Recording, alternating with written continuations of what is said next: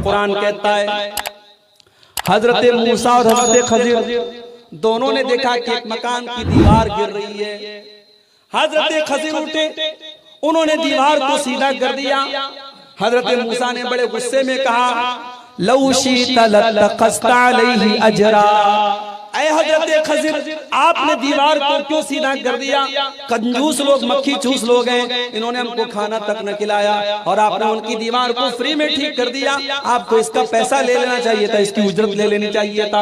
हजरत खजीर ने जवाब दिया व अम्मल जिदारु फकाना लिगुलामैनि यतीमैनि फिल मदीनति व काना तहतहु कंजुल लहुमा। ऐ मूसा, वो दीवार दो यतीम बच्चों के मकान की दीवार थी, उस मकान के अंदर दो यतीम बच्चे रहा करते थे और उस दीवार के नीचे उनके बाप ने खजाना छुपाया था। बाप ने मरने के पहले उस दीवार के नीचे खजाना छुपाया था। अगर दीवार गिर जाती, खजाना सामने आ जाता और गांव के लोग खजाने को लूट के लेके चले जाते। ऐ मूसा, अल्लाह ने मुझे हुक्म दिया कि मैं दीवार को सीधा कर दूं ताकि कल जब बच्चे जवान हो जाएं तो अपने बाप का खजाना वो हासिल कर ले, बच्चों के बाप का खजाना बर्बाद न हो जाए, इसलिए अल्लाह ने मुझे हुक्म दिया।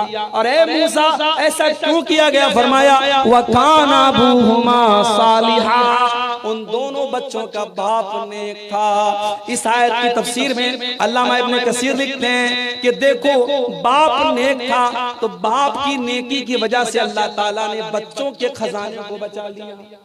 बच्चों का खजाना अल्लाह ने बचा लिया सिर्फ इसलिए क्योंकि बाप नेक था। मेरे भाइयों, अपने आप को नेक बनाओ, आपकी औलाद का भविष्य सुरक्षित हो जाएगा, आपकी औलाद का मुस्तकबिल महफूज हो जाएगा।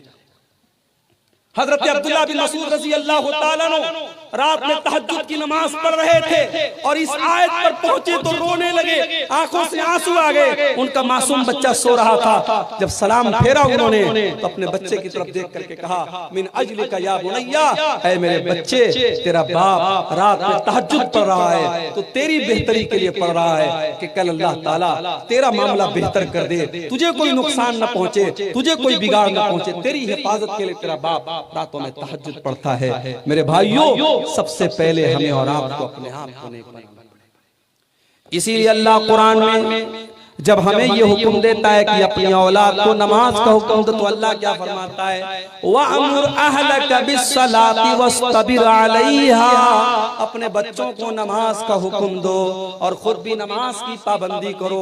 जब तक आप खुद भी नमाज की पाबंदी न करेंगे, आप अपने बच्चों को नमाज का पाबंद नहीं बना सकते। मेरी प्यारी माओ बहनों, जब आप अपने घर में नमाज पढ़ने के लिए खड़ी होया करो तो अपनी जवान बच्चियों से भी कहा करो तुम भी नमाज पढ़ा करो। अपनी 7 साल की 8 साल की बच्ची को भी नमाज के लिए खड़ा किया करो। मेरे भाइयों, जब आप मस्जिद में जाया करो, अपने 8 साल के बच्चे की उंगली पकड़ के भी लेके जाया करो। अल्लाह के नबी फरमाते हैं मरु औलादकुम बिस्सलाति वहुम अबनाउ सबई सिनीन, जब तुम्हारे बच्चे 7 साल के हो जाएं तो उनको नमाज का हुक्म दो और जब तुम्हारे बच्चे 10 साल के हो जाएं और नमाज न पढ़े तो उनकी पिटाई करो। औलाद की तरबियत। आज हमारे यहाँ बाप मरने लगता है तो वसीयत करता है। क्या वसीयत करता है? बेटा मैंने ये जमीन छोड़ी, ये जायदाद छोड़ी, ये प्रॉपर्टी छोड़ी, इसका ऐसे बंटवारा कर लेना, इसका ऐसे बंटवारा कर लेना। आओ तुम्हें हजारों साल पहले एक ऐसे बाप के पास लेके चल रहा हूं जिस बाप के 12-12 बेटे थे और बाप का आखिरी टाइम था और 12 बेटे अपने बाप की चारपाई के आसपास खड़े हुए थे। बाप का इंतकाल होने वाला है, बाप मरने वाला है, बाप की मौत का टाइम है और 12 बच्चे अपने बाप की चारपाई के पास खड़े हैं। और कुरान करीम में अल्लाह बयान करता है अम कुंतुम शुहदा इज़ हज़र याकूबल मौत इज़ क़ाला लिबनीहि मा ताबुदून मिन बादी क़ालू नअबुदु इलाहका व इलाह आबाइका इब्राहीम व इस्माईल व इसहाक इलाहा।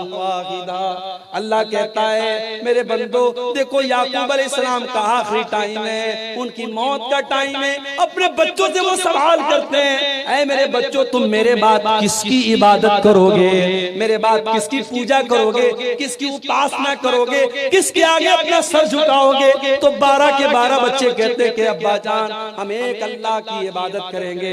अरे अब्बा जान आप टेंशन न लें, आप फिक्र न करें, आप चिंता न करें, हम उसी एक अल्लाह की इबादत करेंगे जिस एक अल्लाह की इबादत आप किया करते थे और हमारे बाप दादा किया करते थे।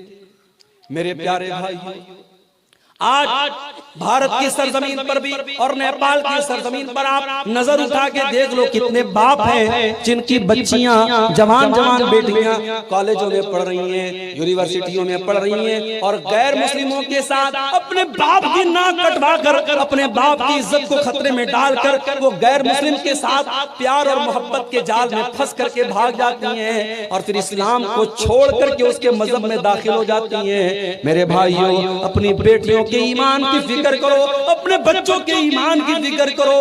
आपके बेटे दौलत कमाएं या न कमाएं, आपकी बेटियां दौलत कमाएं या न कमाएं, लेकिन कल कयामत के दिन जब अल्लाह की बारगाह में जाएंगी, अगर उनके पास ईमान की दौलत होगी, उनके पास तौहीद की दौलत होगी, याद रखो मेरे भाइयों, इससे बड़ी कोई दौलत नहीं, तौहीद से बड़ी कोई दौलत नहीं, ईमान से बड़ी कोई दौलत नहीं। अगर हमारे पास सब कुछ है और ईमान नहीं है, हमसे बड़ा बदनसीब कोई नहीं, और हमारे पास कुछ भी नहीं है लेकिन ईमान है तो हमसे बड़ा खुशनसीब कोई।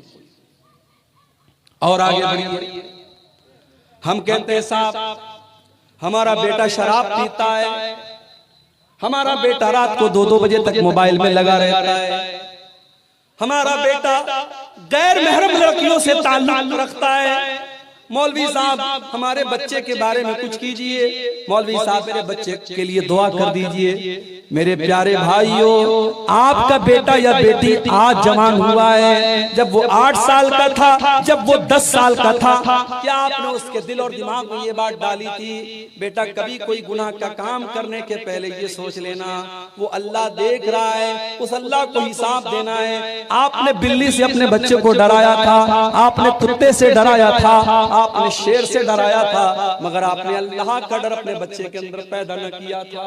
मेरे भाइयों, इसी काठमांडू के एयरपोर्ट पे चले जाओ, इसी नेपाल के विराटनगर के एयरपोर्ट पे चले जाओ, वहाँ बड़े बड़े कैमरे लगे हुए हैं, एयरपोर्ट के ऊपर कैमरा लगा हुआ है। वो कैमरे क्यों लगे हुए हैं? वो कैमरे इसीलिए तो लगे हुए हैं कि कैमरा लगाए, चोर चोरी करने के पहले सोचेगा नहीं नहीं कैमरा लगा हुआ है, मैं रिकॉर्डिंग में आ जाऊंगा, मैं पकड़ लिया जाऊंगा। एयरपोर्ट के ऊपर कोई मनचला किसी लड़की को छेड़ने के पहले देखेगा नहीं नहीं कैमरा लगा हुआ है, अगर मैंने लड़की को टच किया कैमरे में आ जाऊंगा, मैं पकड़ लिया जाऊंगा।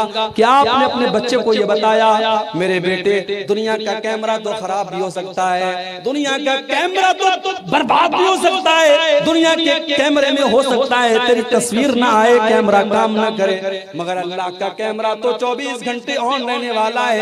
अल्लाह का कैमरा तो सब कुछ रिकॉर्ड कर रहा है। व इन्ना अलैकुम लहाफिज़ीन किरामन कातिबीन, मेरे बंदे तेरे हर अमल को रिकॉर्ड करने के लिए हमने किरामन कातिबीन को मुकर्रर कर दिया है। वो तेरी एक एक एक्टिविटी को रिकॉर्ड कर रहे हैं, तेरी जिंदगी का हर पल रिकॉर्ड हो रहा है।